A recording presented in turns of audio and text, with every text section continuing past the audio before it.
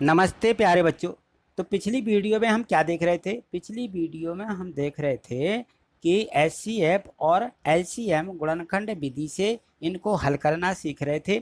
और हमने देखा कि यदि किसी संख्या पर कोई प्राकृत संख्या की घात होती है तो क्या वो शून्य पर समाप्त हो सकती है। ये सब चीज़ें हमने वहाँ पे देखी। तो अब आइए देखते हैं इस प्रश्न को। यहाँ पर दिया गया है कि व्याख्या कीजिए कि 7 गुणित 11 गुणित 13 धन 13 और 7 गुणित 6 गुणित 5 गुणित 4 गुणित 3 गुणित 2 गुणित 1 धन 5 भाज्य संख्याएं हैं।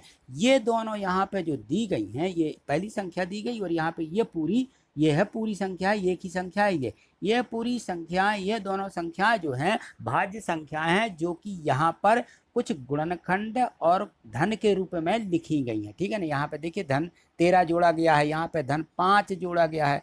तो ये बताना कि ये जो संख्या है ये भाज्य संख्या है, और ये दूसरी भी ये बताना कि ये भी भाज्य संख्या है। तो क्यों है ये भाज्य संख्याएं, कैसे हम बताएं कि ये भाज्य संख्याएं? तो इसकी क्या करना है, व्याख्या करके बताना है, सब हल करके बताना है कि ये कैसे होती हैं, कि ये भाज्य संख्या है। तो क्या होती हैं भाज्य संख्याएं और क्या होती हैं अभाज्य संख्याएं? भाज्य संख्या जानने के लिए हमें अभाज्य संख्याओं की जानकारी जरूर होना चाहिए। तो हमने पढ़ा है कि अभाज्य गुणनखंड वाली संख्याएं जो अभाज्य होती हैं उनके द्वारा हम गुणनखंड ज्ञात करते हैं। तो भाज्य संख्याएं और अभाज्य संख्याएं, तो अब ध्यान से देखिए, जो हमारी भाज्य संख्याएं होती हैं उनके 2 या 2 से अधिक गुणनखंड होते हैं। और जो अभाज्य संख्याएं होती हैं, कौन सी? अभाज्य संख्याएं वे संख्याएं हैं जिनमें या तो 1 का भाग जाता है या उसी संख्या का भाग जाता है। तो इनके एक ही गुणनखंड होते हैं, कहना चाहिए। मान लीजिए हमने 17 लिख दिया, अब बताइए इसका में किसी संख्या का भाग जाता है? नहीं जाता, एक ही गुणनखंड होगा। तो इसको हम क्या कहेंगे? ये अभाज्य संख्या है। और यदि मान लीजिए, जैसे मैं कहूँ कि मान लीजिए 9 है, 9 क्या है? ये कि ये विषम संख्या है ना, ये विषम संख्या है। तो बताइए क्या ये अभाज्य संख्या है? नहीं, यह अभाज्य संख्या नहीं है, क्योंकि इसके 2 गुणनखंड टूटते हैं, 3 और 3, ये 3 गुणित 3, 3 तिरका 9, यानी इसमें 3 का भाग जाता है, इसलिए यह भाज्य संख्या है। 9 भले ही विषम संख्या है लेकिन भाज्य संख्या है। इसी प्रकार से आगे देखें तो हमें देखिए, जैसे मान लीजिए हमने 15 लिखा, कौन सी संख्या है? विषम संख्या है, लेकिन यह भी क्या है? भाज्य संख्या है। यह 2 गुणनखंडों में टूटती है, 3 और 5 के, इसके 2 गुणनखंड होते हैं। तो 2 ही नहीं, 2 या 2 से अधिक। जैसे मान लीजिए यहाँ हम 27 ने विषम संख्या है, तो इसके कितने गुणनखंड टूट जाएंगे? इसके 3 3 3 3, ये जबकि ये सभी क्या है? ये हमारे अभाज्य गुणनखंडों के रूप में टूट रही है। तो ये अभाज्य गुणनखंडों के रूप में टूटती है, भले ही ये टूट रही है, लेकिन 2 से ज़्यादा इसके गुणनखंड हैं, इसलिए क्या है? ये जो है हमारी अभाज्य संख्या है, वो सॉरी भाज्य संख्या है, क्योंकि इसमें जो है 3 का भाग जा रहा है, इसमें 9 का भाग जाता है इसमें। तो ये क्या कहलाई? ये हमारी भाज्य संख्या है। तो हमें यहाँ पर इन संख्याओं को हल करके बताना है कि ये जो है किस प्रकार से ये जो है भाज्य संख्या है। तो चलिए देखते हैं, यहाँ इनको हम यहाँ देखेंगे कि ये कैसे हैं, इनकी हमें व्याख्या करना है। तो यहाँ देखिए हम इनको हल करते हैं और हल करके ये बताएंगे कि ये संख्याएं भाज्य संख्या कैसे हैं। ठीक है। तो यहाँ हमने थोड़ी सी जानकारी के लिए यहाँ देख लिया है कि हम भाज्य संख्याओं को और अभाज्य संख्याओं को समझ लिया कि अभाज्य संख्याएं कौन होती हैं और भाज्य संख्याएं हमारी कौन सी होंगी। ठीक है ना। तो यहाँ देखिए हम हल लिखते हैं, यहाँ पे यहाँ लिख लेंगे हल। ठीक है। यहाँ आगे देखिए, अब हमें क्या करना है? ये संख्या लीजिए, यहाँ पे कौन सी संख्या दी गई है, इसलिए यहाँ पे लिखेंगे हम 7 गुणित 11 गुणित 13 और धन दिया गया है 13। ठीक है ना। अब यहाँ देखिए ये जो है 2 पद हैं, कितने हैं? 2।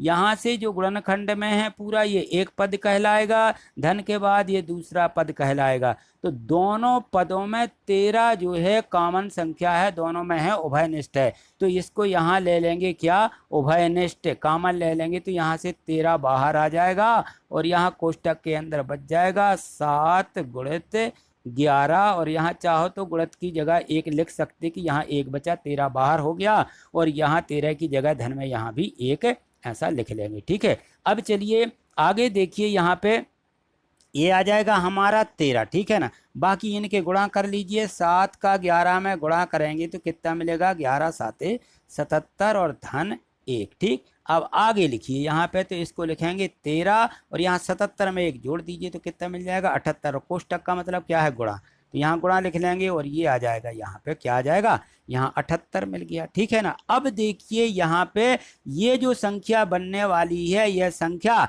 दो संख्याओं के गुणनखंड के रूप में है। जब ये दो संख्याओं के गुणनखंड में टूट रही है तो यह भाज्य संख्या होगी। तो यहाँ हम लिख देंगे यह दो संख्याओं के गुणनखंड में टूट रही है या इस संख्या के दो गुणनखंड हैं। तो यहाँ लिख दीजिए संख्या के, यहाँ संख्या दो के गुणनखंड में, दो के गुणनखंड के रूप में है।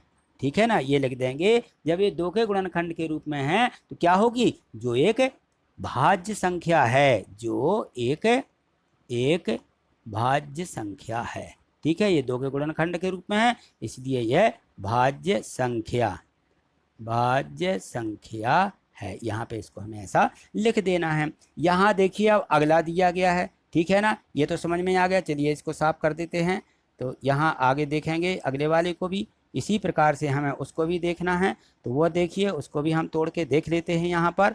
तो अब देखिए यहाँ पे ये जो हमें संख्याएं दी गई हैं इनको इसी प्रकार से हमें दूसरे वाले को ज्यों का त्यों करना है। तो यहाँ देखिए अब हम यहाँ लिखेंगे इसको कौन कौन से इसके गुणनखंड और संख्या दी गई हैं। तो यहाँ देखते हैं हम, इसलिए यहाँ लिखेंगे हम कितना दिया गया है, ये हमें 7 गुणित 6 गुणित 5 गुणित 4 गुणित 3 गुणित 2 गुणित 1 और धन लिखा हुआ है 5। अब देखिए यहाँ से लेकर के यहाँ तक जितने भी गुणनखंड हैं ये एक पद है और ये दूसरा पद है। तो ये दूसरे पद में भी 5 है और पहले पद में भी 5 है। तो इस 5 को क्या करेंगे, हम कॉमन निकाल लेंगे। क्या करेंगे, उभयनिष्ठ निकाल लेंगे। तो यहाँ से हम क्या करेंगे, इसलिए यहाँ से क्या करेंगे 5 को हम बाहर निकाल लेंगे। तो यहाँ बच जाएगा 7 गुणित 6 गुणित 5 चला गया, यहाँ पे बच जाएगा 4। ठीक है, यहाँ 4 लिख लीजिए, यहाँ 4 बच जाएगा। तो यहाँ देखते हैं 4 आएगा यहाँ पे, गुणित 4 गुणित 3 गुणित 2 और गुणित 1 और यहाँ बच जाएगा 5 बाहर ले लिया तो यहाँ भी 1 बचेगा। ठीक है, अब इनका अंदर वाली संख्याओं का सबका गुणा कर लीजिए। तो इनका गुणा कीजिए यहाँ पे 7 6 42, कितना होगा 42। ठीक है ना। अब किसका गुणा करना, 4 का 3 का और 2 का, फिर हमें 42 में गुणा कर देंगे, या 42 में पहले 4 का गुणा कर लीजिए। चलिए 4 का गुणा कर लेते हैं तो कितना आ जाएगा, 4 दूनी 8 और 4 चौके 16। अब गुणा करना हमें 3 का 2 का, माने 3 दूनी 6 का, तो सीधे 6 का यहाँ गुणा कर लीजिए। 6 का गुणा कितना आ जाएगा, 6 8 48 हासिल 4 और 6 चौक 6 6 36 36 और 4 40 हासिल आएंगे 4 और 6 एकम 6 6 और 4 10, ये 10 कितना मिल गया हमें। यहाँ पे हम लिखेंगे बराबर 5, यहाँ पे आ गया 1008 और 1 का गुणा करेंगे तो यही संख्या मिलेगी। तो 1 का नहीं करना है, ठीक है ना, इतनी मिलेगी धन 1। क्या मिल जाएगा, धन 1। तो अब देखिए बराबर में 5 गुणित 1008 में 1 जोड़ दीजिए तो कितना मिल जाएगा, 1009। अब यहाँ देखिए यहाँ भी क्या हुआ है, यह संख्या 2 के गुणनफल के रूप में टूट रही है। तो हम यहाँ क्या लिखेंगे कि संख्या क्या है, 2 के गुणनफल के गुणनखंड लिखना है। 2 के गुणनखंड के रूप में, 2 के गुणनखंड के रूप में है, जो एक भाज्य संख्या है, जो एक भाज्य संख्या है। ठीक है, बस हमें इतना इसमें लिख देना है। और चाहो तो यदि दोनों सवाल थे एक साथ में तो हम दोनों सवालों को फिर एक साथ में लिख सकते हैं। अतः दी हुई दोनों संख्याएं, यहाँ नीचे चाहो तो उत्तर के रूप में दोनों को लिख देना। अतः दी हुई दोनों संख्याएं, दी गई या दी हुई दोनों दोनों संख्याएं कैसी हैं? भाज्य संख्याएं हैं। लिख दीजिए यहाँ पे, भाज्य संख्याएं हैं। ठीक है, तो इस प्रकार से हमें इन दोनों के रूप में यहाँ पे लिख लेना है। चलिए इसको जो है नोट कर लीजिए। तो अब मैं नहीं समझता हूँ कि आपको यहाँ कोई डाउट होगा। यदि आपको डाउट है, कुछ लग रहा है, तो आप कमेंट्स करके बताइएगा, और यदि मान लीजिए कहीं आपको दिक्कत भी है तब भी आप इसको बता सकते हैं। थैंक यू, धन्यवाद।